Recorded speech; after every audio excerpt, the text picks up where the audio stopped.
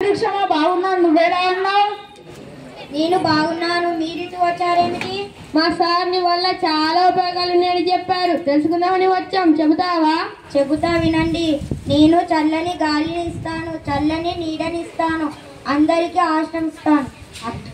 అవి మాకు తెలుసు, ఇంకా మాకు పనికి వచ్చేవి ఏమిస్తావు? నేను ఆకులు, పువ్వులు, పండ్లు, కాయగూరలు ఇస్తాను.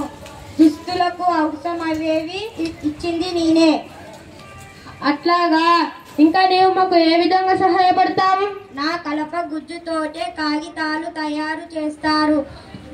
నా బెరడులో ఔషధ గుణాలు ఉన్నాయి.